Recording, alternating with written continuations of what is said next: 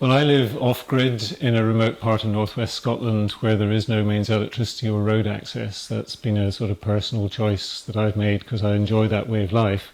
In the beginning, I didn't have any electricity and I was okay with that. I was growing vegetables and living a very basic sort of lifestyle, which was the purpose of what I was trying to do. But after a while, it became attractive to have some electricity. And at that time, because the trees hadn't grown very much, it was a really, really windy place.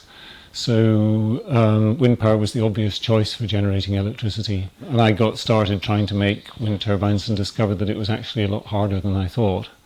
And in the process, I suppose I got addicted to it, and people realised that I'd learned a bit about it, and so they asked me to make them for them as well, and it just really went from there. So what I do is, in various ways, I'm just a sort of small wind turbine expert or whatever. And probably the most exciting thing that I do is teach other people how to build their own wind turbines.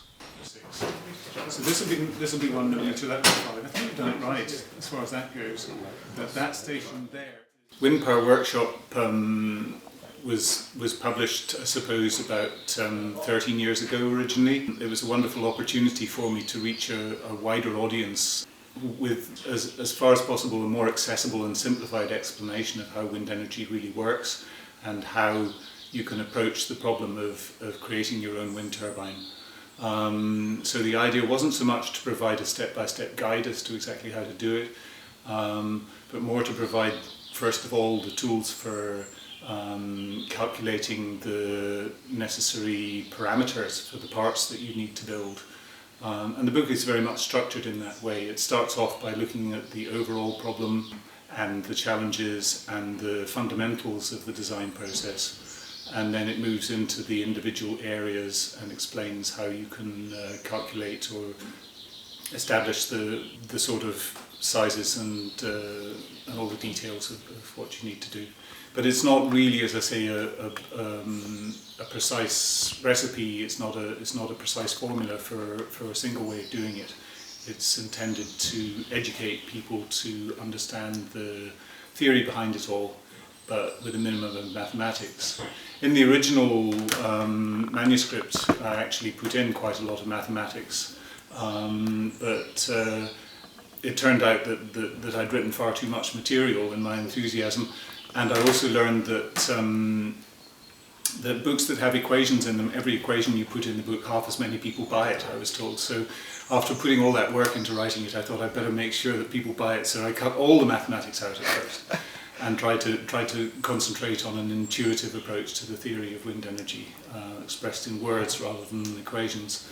In the end, I think I overdid that, and so I put an appendix at the end with some of the essential equations in there. And in subsequent revisions, and especially in this edition, that's been expanded into several pages of worked examples as to how you can do the necessary calculations. The idea is that it should be very accessible to people. It shouldn't be just for engineers or mathematicians. That the book is supposed to enable a clear understanding for any person who's motivated to understand the decisions and the basic theory behind designing a small wind turbine. But the first step with carving some blades is to find some suitable wood. This is an example of a very small blade, and it's a piece of wood that you could use for carving a blade for a machine that's about 4 feet, about 1.2 meters in diameter. What we're looking for here really is a softwood that's lightweight and very, very straight grained.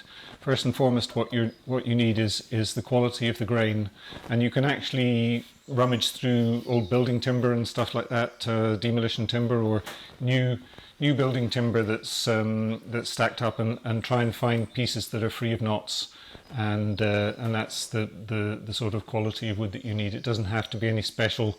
It's nice if it's a high quality timber, but it can just be fairly cheap pine as long as it's got that clear structure. You can calculate the shape using the equations or following some of the tables that are given for specific sizes in the book.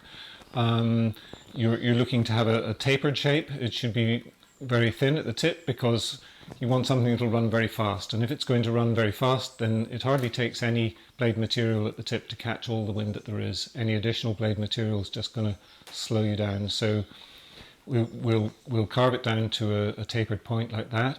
Second stage in the process is to put the correct angle on the blade, putting a bit of a slope on this face, and you can see it more clearly here in these blades, that the windward face of the blade is not completely flat. It's much flatter than people would expect, but it does have a bit of an angle, a bit of a pitch. And that's calculated again to produce the correct amount of lift to catch all the energy that's in the wind at that particular speed that you're running. So to get the correct angle on the wood, what we do is we measure it at a series of stations along the blade, and then measure down on the trailing edge side of the wood. We'll take a measurement which I call the drop, and draw a line connecting all those measurements, and then carve all the wood away down to that line, so that there's a flat face between the trailing edge and the leading edge. At this stage, the rest of the wood is just a big solid block like this, but that's the first stage in the carving process.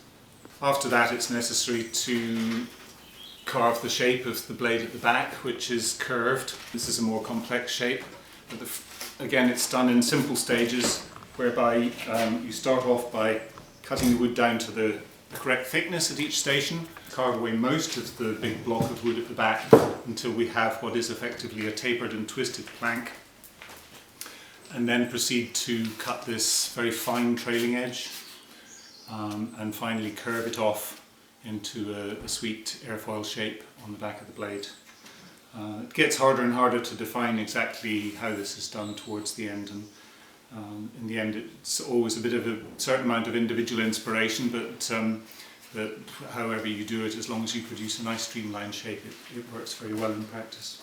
In my development of my ideas and construction of different machines and playing around with different designs, I've always tried to focus on the easy way to do it that doesn't involve needing to use fancy tools and so forth. I do normally come around to the use of an electric welder, and that can be a challenge for people who don't have experience with electric welding. But what I see is that actually people, once they understand the nature of the problem, they can go ahead and find their own solutions, bolting things together or finding ways around it that I would never have imagined, and putting together machines that work very well. So I would say that the good thing about Wind Power Workshop, as opposed to being a precise series of steps, you have to do it this way, is that it should give you the understanding of how the whole thing works, that enables you to produce your own design approach to how you implement it in practice based on the tools and materials and skills that you have, or the types of activities that you enjoy doing and are best at.